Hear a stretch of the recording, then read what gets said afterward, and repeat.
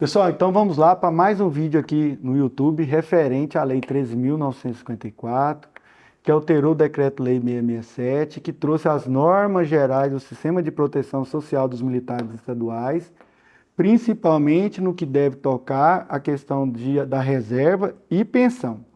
Hoje, provavelmente, a gente vai falar de um artigo, porque esse artigo ele vai gerar um assunto que vai demandar um tempo maior. E o artigo que a gente vai tratar hoje é o artigo 24C. Veja bem o que fala o artigo 24C. Como eu disse para vocês, eu vou fazer questão de ler esses artigos e a gente ter eles aqui toda vez quando for tratar ler, porque às vezes as pessoas querem tratar dessa lei, mas nem sequer leram essa lei por completo. Então é importante a gente ler. Vamos lá, o que diz o artigo 24C do Decreto-Lei 667, que foi acrescentado pela Lei 13.954. Ele traz: incide contribuição sobre a totalidade da remuneração dos militares dos estados, do Distrito Federal e dos territórios, prestem bem atenção, ativos ou inativos, e de seus pensionistas com a alíquota igual aplicável às Forças Armadas, cuja receita é destinada ao custeio, prestem atenção de novo, das pensões militares e da inatividade dos militares. Então, apesar de se falar que é uma contribuição do Sistema de Proteção Social, esse valor é destinado para custear a Previdência, já que é para custear aqueles militares da reserva e também as suas pensionistas. O parágrafo 1º traz o seguinte: compete ao ente federativo a cobertura de eventuais insuficiências financeiras decorrentes do pagamento de pensões militares e da remuneração da inatividade, que não tem natureza contributiva. Aqui está querendo dizer que o Estado, o ente federativo, ele é responsável para custear qualquer déficit que se tiver. E o parágrafo 2º do artigo 24C ele traz: somente a partir de 1º de janeiro de 2025, os entes federativos poderão alterar por lei ordinária as alíquotas de contribuição de que trata esse artigo, nos termos e limites definidos por lei federal. Ora, nós sabemos que isso caiu por terra quando o julgamento do tema 1177 do Supremo Tribunal Federal. O tema era constitucionalidade do estabelecimento pela Lei 13.954 de alíquota para a contribuição previdenciária dos policiais e bombeiros militares estaduais, inativos e pensionistas. A tese firmada foi: a competência privativa da União para a edição de normas gerais sobre inatividade e pensão dos policiais militares e dos corpos de bombeiros militares, artigo 22, inciso 1º da Constituição, que a gente falou no vídeo até anterior, que com redação dada pela emenda 103, não exclui a competência legislativa dos estados para a fixação da alíquota da contribuição previdenciária incidente sobre os proventos de seus próprios militares inativos e pensionistas, tendo a Lei 13.954 de 2019 no ponto incorrido em inconstitucionalidade. Ou seja, então essa alíquota que está definida, alguns estados continuaram e manteve a alíquota que é a mesma das Forças Armadas, hoje é de 10,5% para os militares, né? Só que já outros estados eles entraram com essa ação de inconstitucionalidade perante o Supremo e foi firmada essa tese.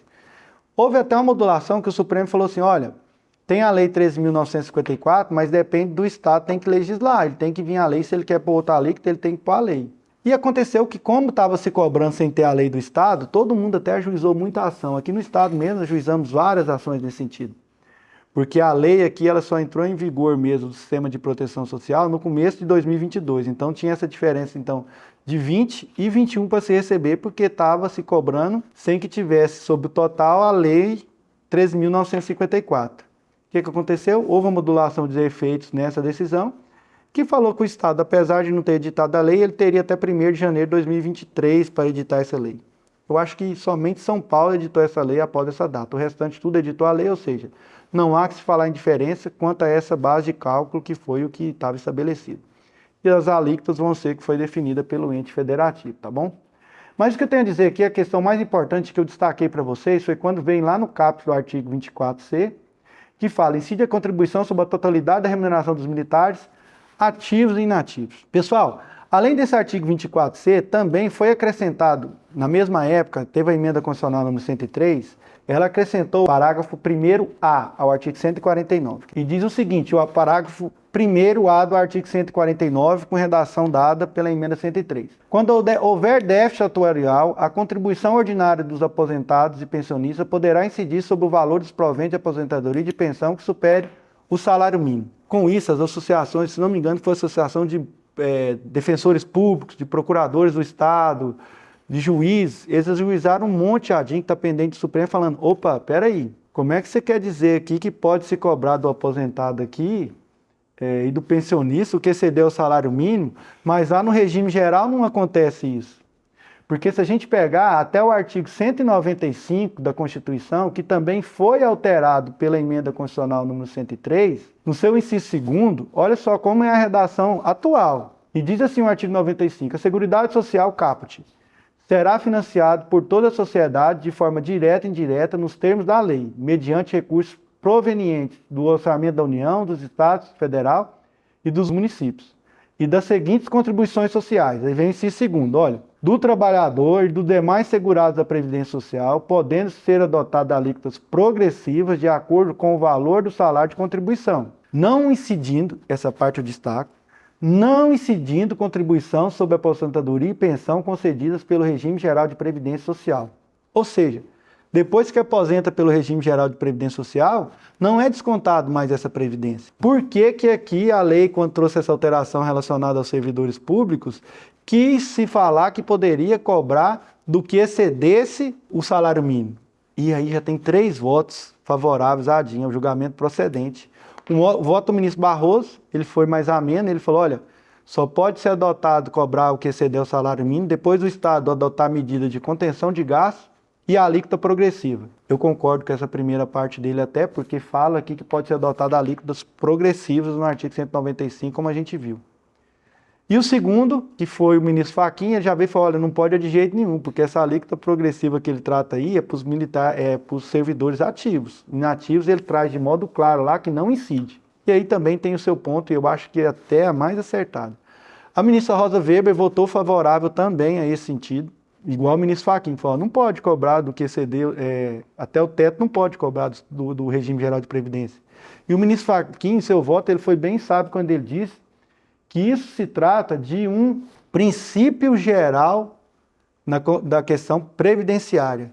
Ou seja, depois que aposenta, não pode cobrar, porque no regime geral de previdência não se cobra, mas não pode cobrar, eu lembro, o servidor público até o teto. Se o servidor público recebe 20 mil, hoje o teto é 7 mil e pouco, o que exceder 7 mil e pouco, é claro que tem que ser descontado.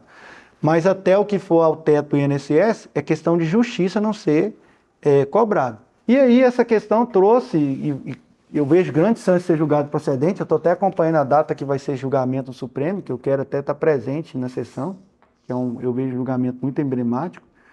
E aí eu já ajuizei ações aqui para as associações nesse mesmo sentido. Ora, se o Supremo já está decidindo que uma emenda constitucional é inconstitucional ao determinar que se pague sobre o que excede ao salário mínimo do servidor público, o que ele dirá em relação ao militar, que está cobrando sobre o total? E aí vão vir algumas pessoas que vão falar assim, doutor, mas lá o que está falando é de previdência e não de sistema de proteção social dos militares. Ora, é a mesma coisa.